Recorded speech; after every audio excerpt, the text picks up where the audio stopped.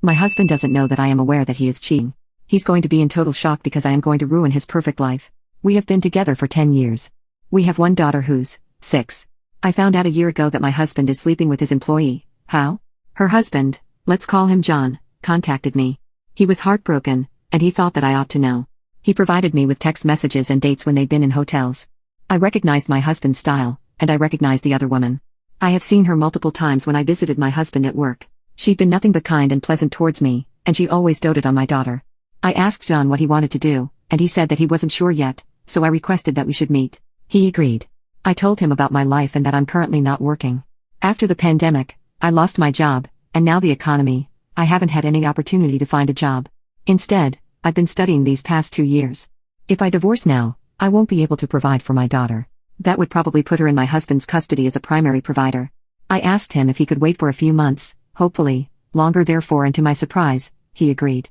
I thanked him profusely, but he told me he didn't know what to do either, so he was happy to wait. Also, the other woman has 3 children from a previous relationship, and he was worried that she would refuse him to be in their lives once he confronted her because he's not the father. We kept in touch, however. He called me a few times a week, and soon we started talking about things other than our failed marriages.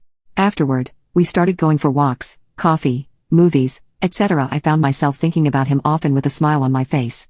He was the first thing I thought of in the morning and the last thing I thought of before going to bed. For the last 3 to 4 months, we probably mentioned our spouses once or twice. We talk about everything else. And he always makes me laugh. 2 weeks ago, we were having a picnic, and he just blurted out, "I think that I'm in love with you." When he then explained himself, it just drove the point home that I also am in love with him. He said that at first he wasn't sure why he was feeling like this towards me and explained it away as 2 jilted people finding comfort in each other, but that he then realized that he wasn't broken anymore.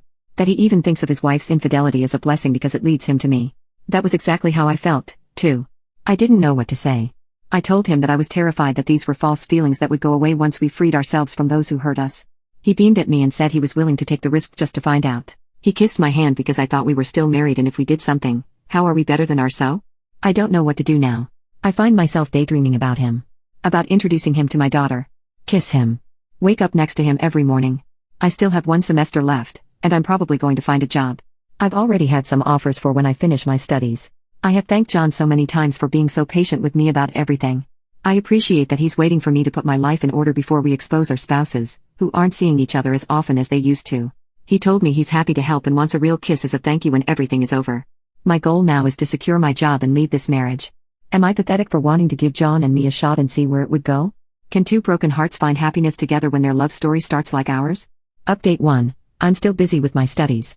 Especially now so close to the holidays. Thereafter, I will have a break until January 16th and the start of my last semester. I have got 2 job offers. One with an unpaid internship starting in April. I like this job very much, since I would be working from my laptop most of the day. The other one is more of an office job but with better pay. I don't know how the custody arrangement will be, but I feel like a job with more flexible hours would be a better fit for me.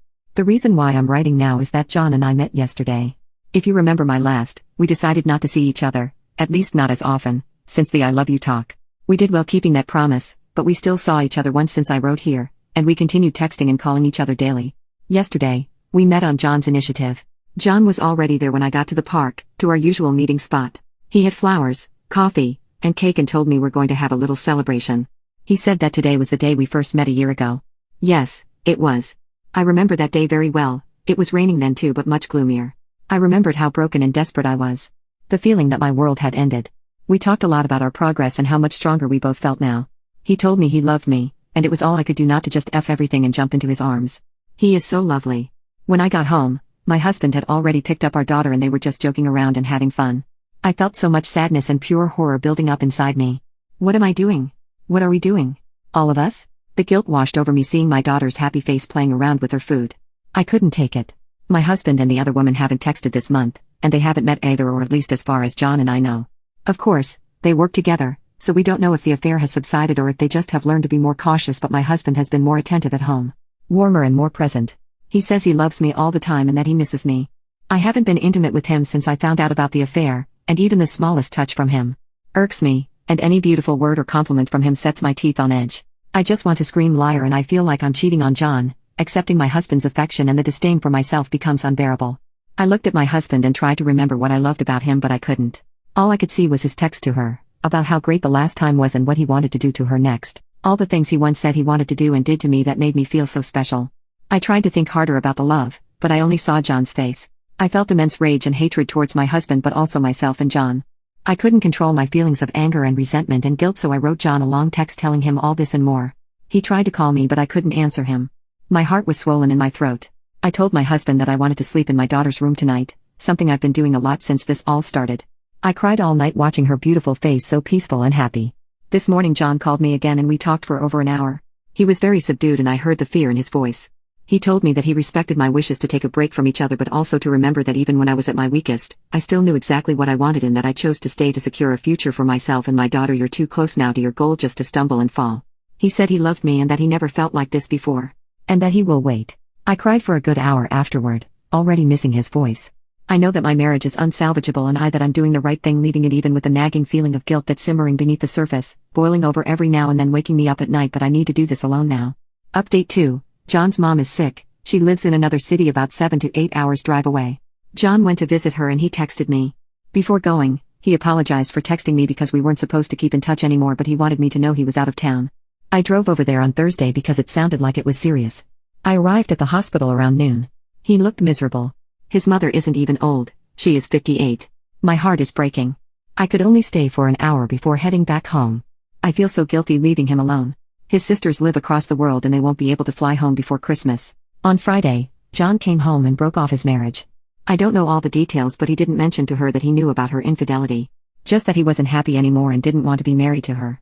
He texted me, thanked me for visiting him and his mother, and told me about his filing for a divorce from his wife. He is moving back to his hometown to be with his mother. He left yesterday but will return once more to get the rest of his stuff. Even though I understand him and even if I wasn't seeing him anymore, the city feels empty and gloomy without him. I'm still going strong with my studies, and as I said, I secured a job in April with a decent salary that will increase by 30% once I graduate 2 months later. I have also signed a lease on an apartment that is a few blocks away from my daughter's school.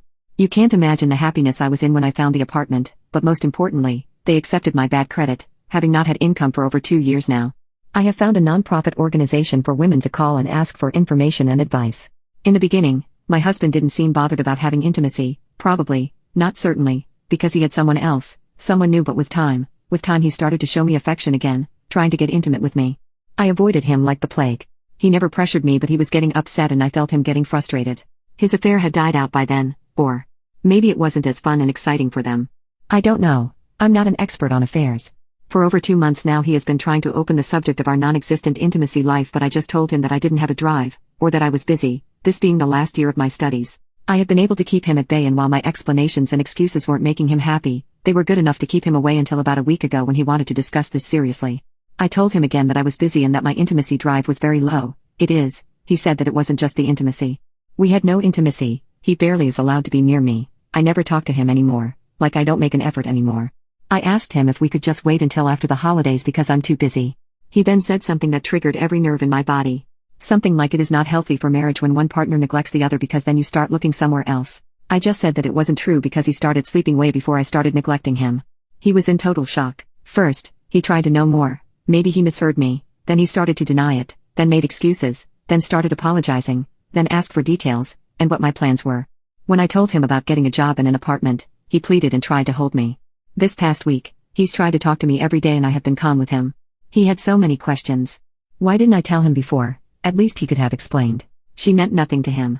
The relationship ended. He had no feelings for her. It was just physical. He loved me and nobody else. Think about our daughter. He regretted what he did, and that's why he ended it. Why was I not more upset? I told him that I had mourned us for a year and that I was over it now.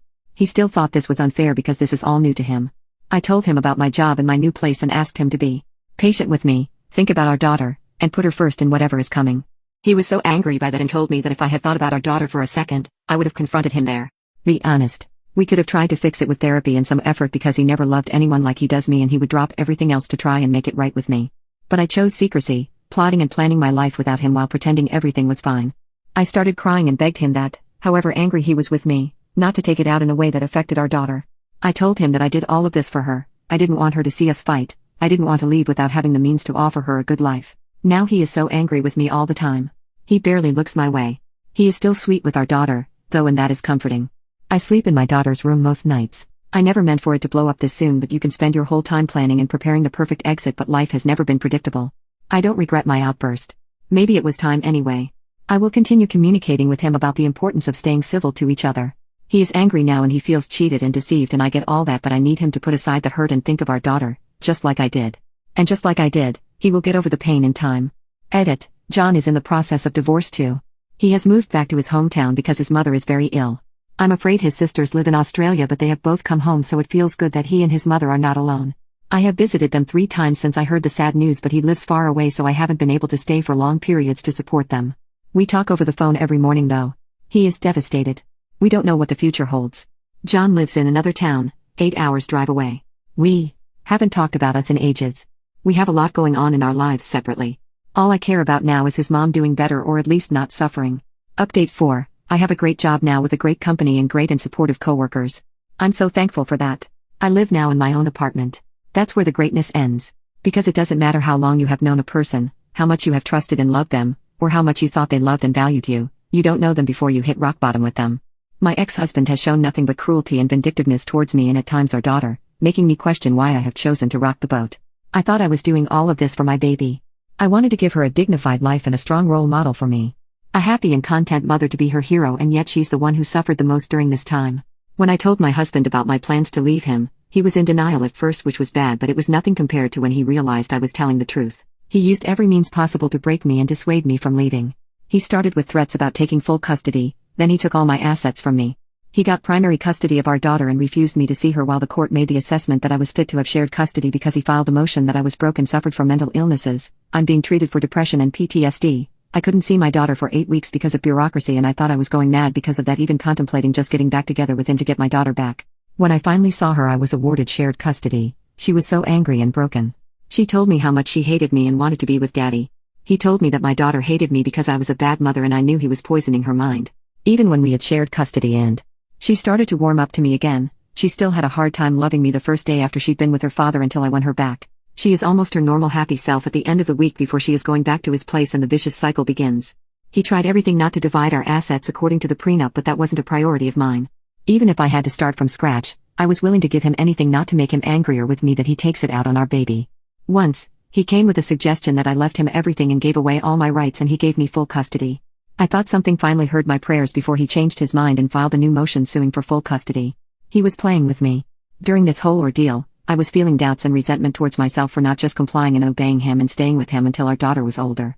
The self-doubt and fear were almost paralyzing, and one day at the beginning of summer I wrote a very long letter to him reminding him of his love for his daughter and the promise he made to her when she was born to do anything to protect her. I reminded him that I was just a woman and he could replace me anytime, but that his daughter is his daughter. I begged him not to use her to hurt someone who is replaceable. Don't use a valuable treasure as a weapon to destroy a cheap target. A target you easily replaced once before. He didn't answer me, but he stopped texting and calling me for purposes other than our daughter. She has been happier too, and says she loves me and Daddy. I don't know if it was my letter, but he just stopped trying to hurt me.